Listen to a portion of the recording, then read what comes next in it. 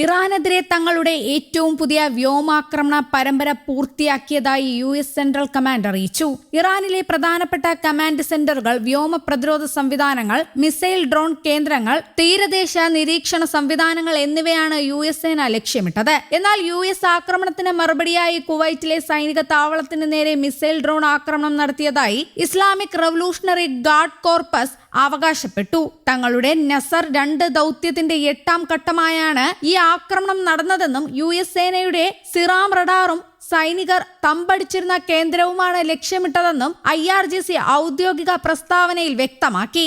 ജോർഡനിലെ അസ്രഖ് വ്യോമതാവളത്തിൽ പ്രവർത്തിക്കുന്ന US സൈനിക കേന്ദ്രങ്ങൾക്ക് നേരെയും ഡ്രോൺ ആക്രമണം നടത്തിയതായി ഇറാനിയൻ സൈന്യം അവകാശപ്പെട്ടിട്ടുണ്ട്.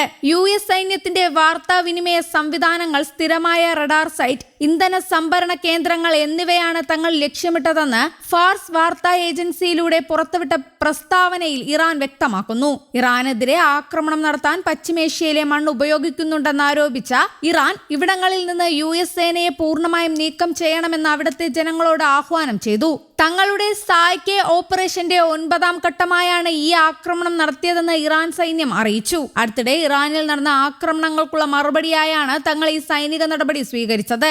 ഇറാൻ ഷാറിലെ ബാംപൂർ ബാരക്കുകളിൽ നടന്ന ആക്രമണത്തിൽ തങ്ങളുടെ 7 സൈനികർ കൊല്ലപ്പെട്ട സംഭവത്തിന് തിരിച്ചടിയായാണ് ഈ ആക്രമണമെന്ന് ഇറാൻ വ്യക്തമാക്കി. നിലവിൽ മേഖലയിലെ സംഘർഷം അതിരൂക്ഷമായി തുടരുകയാണ്. ഹോർമൂസ് കടലിടുക്കിലൂടെ ഇറാനിയൻ തുറമുഖത്തേക്ക് നീങ്ങുകയായിരുന്ന ഒരു എണ്ണക്കപ്പൽ ഹെൽഫയർ മിസൈലുകൾ ഉപയോഗിച്ച് US സേന തകർത്തതായും റിപ്പോർട്ടുകളുണ്ട്. ഇതിന് പിന്നാലെ കേഷ്യം ദ്വീപ്, ബന്ദർ അബ്ബാസ്, ചമ്പഹാർ എന്നിവിടങ്ങളിൽ US വീണ്ടും വ്യോമാക്രമണങ്ങൾ നടത്തിയതായി ഇറാനിയൻ മാധ്യമങ്ങൾ റിപ്പോർട്ട് ചെയ്തു. ഇതിനെ തുടർന്ന് ഗൾഫ് മേഖലയിലുടനീളം ഇറാൻ നടത്തിയ പ്രത്യാക്രമണങ്ങൾ വലിയ ആശങ്കയാണ് ഉയർത്തുന്നത്. ബഹ്റൈനിൽ അപായ സൈറണുകൾ മുഴങ്ങുകയും കുവൈറ്റിൽ ഇറാൻ വിക്ഷേപിച്ച മിസൈലുകളും ഡ്രോണുകളും പ്രതിരോധ സംവിധാനങ്ങൾ ഉപയോഗിച്ച് തടയുകയും ചെയ്തതായും റിപ്പോർട്ടുകളുണ്ട്. അതേസമയം ഹോർമൂസ് കടലിടുക്കിൽ US സംരക്ഷണ പദ്ധതിയുടെ ഭാഗമാവാൻ മടിച്ച് കപ്പൽ കമ്പനികൾ.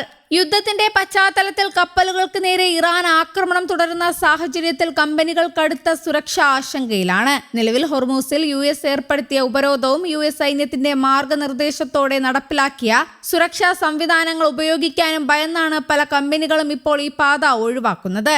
1968 ഐക്യരാഷ്ട്രസഭയുടെ ഏജൻസി രൂപീകരിച്ച ട്രാഫിക് സെപ്പറേഷൻ സ്കീം വഴിയാണ് പതിറ്റാണ്ടുകളായി കപ്പലുകൾ ഗൾഫിലേക്ക് പ്രവേശിച്ചിരുന്നത്. എന്നാൽ ഫെബ്രുവരി 28 യുദ്ധം ആരംഭിച്ചതോടെ ഇറാൻ സേന ഈ ഭാഗത്ത് മൈനുകൾ സ്ഥാപിക്കുകയും കപ്പലുകളെ ഒമാൻ അല്ലെങ്കിൽ ഇറാൻ തീരത്തോട് ചേർന്നുള്ള ബദൽ പാതകൾ ഉപയോഗിക്കാൻ നിർബന്ധിതരാക്കുകയും ചെയ്തിരുന്നു. അതേസമയം ഗൾഫ് മേഖലയിൽ നിന്നുള്ള ഊർജ്ജ കയറ്റുമതി തടസ്സമില്ലാതെ തുടരാൻ US സൈന്യത്തിന്റെ സഹായത്തോടെ ഒരു പ്രത്യേക പദ്ധതി ജൂണിൽ ആരംഭിച്ചിരുന്നു. ഡ്രോണുകളും ഹെലികോപ്റ്ററുകളും ഉപയോഗിച്ച് ടാങ്കറുകൾക്ക് സുരക്ഷയൊരുക്കുന്ന ഈ പദ്ധതി ലക്ഷക്കണക്കിന് ബാരൽ എണ്ണ കയറ്റുമതി ചെയ്യാൻ സഹായിച്ചു. എന്നാൽ സമീപകാലത്തുണ്ടായ ആക്രമണങ്ങൾ ഈ പാതകളെയും അപകടകരമാക്കി മാറ്റിയിരിക്കുകയാണ്.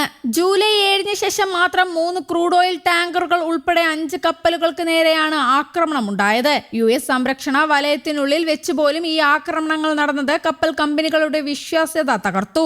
US-ന് കാര്യങ്ങൾ നിയന്ത്രിക്കാൻ കഴിയുന്നില്ലെന്നും ജീവനക്കാരുടെ സുരക്ഷ കണക്കിലെടുത്ത് തങ്ങൾ ഈ വഴിയിലെ യാത്രകൾ നിർത്തിവെക്കുകയാണെന്നും ഒരു പ്രമുഖ കമ്പനി വ്യക്തമാക്കി. News desk, Kerala Kaumudi.